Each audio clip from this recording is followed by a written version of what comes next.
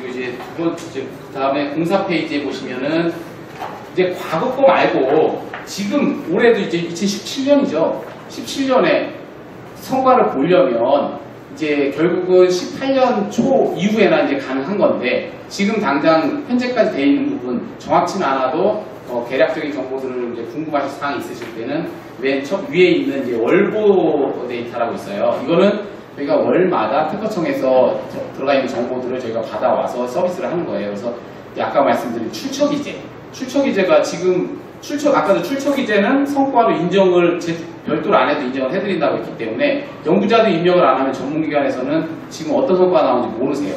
그래서 이제 그런 정보들이 여기 월 단위로 이제 여기 서비스를 하고 있기 때문에 보실 수 있고요. 나머지는 약간 통계적인 부분이어서 정보들이 여기 이제 들어가 있고 이제 지금 여기에는 빠져 있는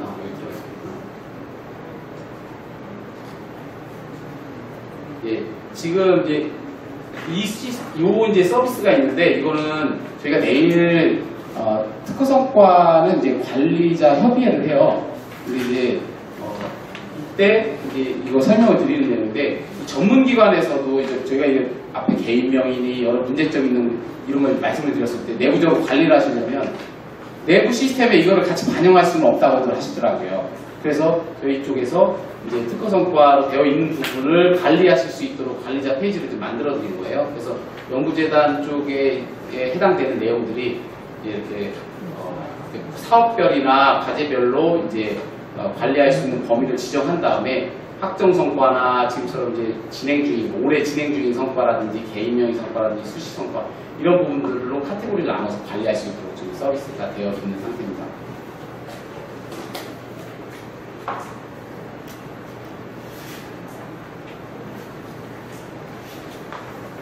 저희가 이제 이런 분석을 하고 나면 이제 저희 조사 분석 보고서라고 이제 1년에 한 번씩 내는데요.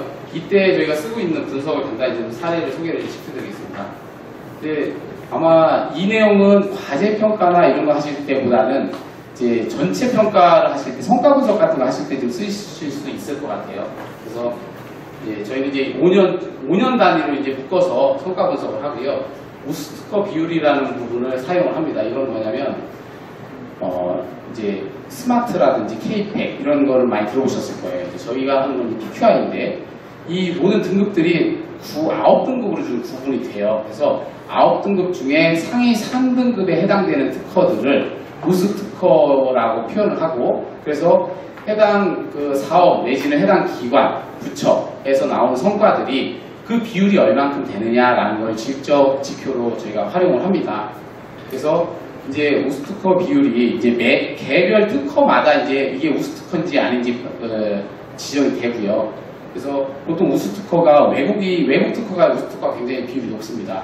우리가 이 기사를 좀 보셨는지 모르겠는데 우리나라 이제 국가 R&D 하고 나면 우스특허가 비율이 이제 외국에 비해서 뭐 3분의 1, 4분의 1 수준이다. 뭐 양적 성과는 굉장히 높은데 지적 성과가 떨어진다. 이런 부분들이 저희가 이제 이런 우스특허 비율로서 이제 나타난 거고요.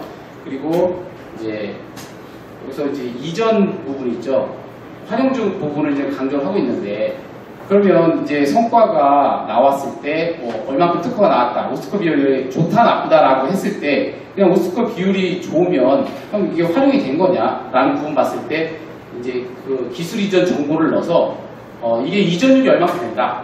그때 해당되는 이전될 때 해당 특허권이 얼마에 이전이 된다. 결국은 이전율이 높다는 거는 그 이전 비율, 기업에서 많이 대학 공공연 기술을 가져간다는 거죠. 지금 연구재단에서 하는 어떤 사업들의 성과들도 그냥 기업이야 본인들이 쓴다고 하지만 대학 공공연에서 개발한 게 그냥 가만히 남겨져 있으면 이게 얼만큼 활용이 되는 기업에 쓰는지 잘 모르시죠. 이런 이전 비율을 이제 볼 수 있는 거죠. 이전됐을 때 그러면 건당 어떤 비율은 어떠냐. 이런 건당이 뭐 2,700만 원, 4,000만 원 이렇게 나와 있는데 결국 이 두 가지 보여드린 거는 이제 해외 특허가 있는 경우가 없는 경우예요. 가치 차이가 좀 많이 나죠. 저희가 이제 이런 걸 보면서 해외 쪽이 해외 특허를 출원을 한 경우가 가치가 높기 때문에 정책을 하실 때에 해외 쪽에 출원을 좀 적극적으로 해서 권리를 확보할 수 있도록 정책을 지원한다거나 이렇게 좀 하실 수 있는 형태죠. 요거는 이제 지재권 비용인데, 이제 대학공공위원회에서 보시면, 이제 특히 간접비로 이제 어떤 지재권에 관련된 비용을 쓰세요. 근데 이제 대학 같은 경우는 추정료는 그나마 괜찮은데 대학 같은 경우는 좀 많이 열악하다고 하죠. 근데 이 부분을 제가 왜 보여드리냐면, 이제 상위, 이제 여기 100위 안에서 상위 100위만 해도 작은 대학들은 아닙니다. 근데 22씩 이렇게 끊어서 봤을 때, 지재권, 여기 이제 비율로, 이제 그 해당되는 이제 이 구간마다, 이 대학의 규모들마다 이제 연도별로 이제 지재권 평균 비용, 이 발생되는 비용이 차이가 많이 나죠. 22건까지는 이제 10억대가 되지만 22, 42만 해도 4, 5억대, 그 다음에 그 밑으로는 2억대, 1억대, 82 이하는 1000만 원대밖에 이게 지재권으로 쓸 수 있는 비용이 없어요. 근데 이 지재권 비용을 쓰는 게 뭐냐? 출원 등록 유지 비용도 있고, 뭐 분석을 하거나 여러 가지 정보를 볼 수 있는 정보들인 거죠. 그래서 이런 부분들을 보시면서 이제 여기 지금 사업들 중에 뭐 그런 요청들이 있으실 거예요. 이 비용을 다른 어디에 좀 쓰고 싶다라는, 그러니까 정해지지 않은 범위일 거예요. 그런 부분 요청을 하셨을 때 이제 사실 쓸 돈이 없는 형태이기 때문에 이제 그네들은 이제 요청을 하는 거거든요. 그래서 이제 이런 부분들이 좀 보여드렸을 때, 큰 데도 있지만 작은 데는 굉장히 열악한 부분들을 좀 같이 고민을 하셔서 사업을 좀 하시면 좋을 것 같아서 이 부분들을 이제 좀 소개를 시켜드리고요. 그런 것들은 이제 연차별로, 이제 이거는 이게 두 번째 등록 연차별 이전이 뭐냐면 특허가, 그러니까 기업이 대학공명 기술을 이전해가죠. 근데 이전해가 당시에 이 특허가 어떤 특허들이냐? 근데 이 52.6%라는 게 등록되기 전 특허입니다. 그러니까 이거 등록이 안 될 수도 있는 특허를 이전을 해가요. 기업이 등록된 것만 이전을 해가는 게 아닙니다. 이 얘기는 뭐냐면, 우리가 지금 성과평가 할 때 등록 특허 자꾸 이제 양적인 거 이제 빼고 있죠. 그럼 질적으로 가야 되는데 그러다 보니까 등록 특허 위주로 가요. 근데 등록 특허 위주로 가는 건 좋습니다. 근데 등록 특허를 창출시키는 형태로 가게 되면 빨리빨리 등록을 만들어야 돼요. 등록을 빨리빨리 내게 되면 문제는 질적으로 떨어지게 됩니다. 기업에서 왜 출원을, 등록되지 않은 특허를 가져가냐? 그거는 기업에서 자기네들이 자기네 필요한 형태, 그러니까 지금 개발되어 있는 특허가 기업에서 딱 원하는 특허는 아니거든요. 그럼 자기네가 가서 최적화를 다 시켜야 돼요. 개발도 좀 더 해야 되고. 근데 등록이 돼버리면 그거는 바꿀 수가 없어요. 그러니까 등록된 특허는 자기가 딱 맞는 특허를 가져가서 뭔가 할 수 있는 부분들이 약하다는 거죠. 근데 출원 특허는 가져가서 등록되기 전까지 뭔가 자기네들이 추가 작업들을 할 수 있어요.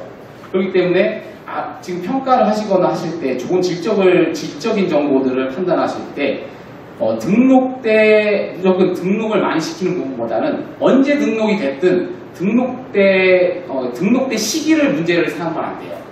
이 등록된 시기가 뭐냐면, 특허청에는 등록할 수 있는 시기가 심사 청구 기간이라고 해서 3년의 유예를 둡니다.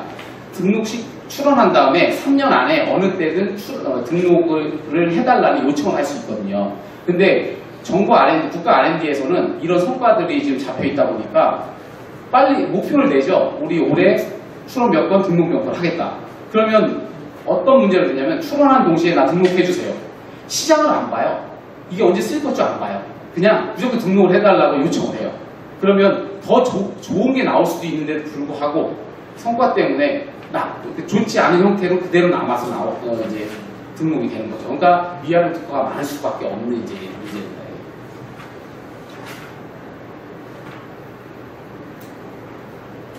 저희 내부에서 이제 쓰는 지표인데, 이제 보유 특허를 이제 저희가 보유 특허 진단이라고 하는 개별 특허, 정관에 나오고 나면 개별 특허가, 얘가 이제 지금은 질적 평가 하실 때 스마트나 이런 걸 쓰시고, 내지는 피인용, 패밀리, 청구항 이런 지수를 만들어서 이제 쓰실 거예요.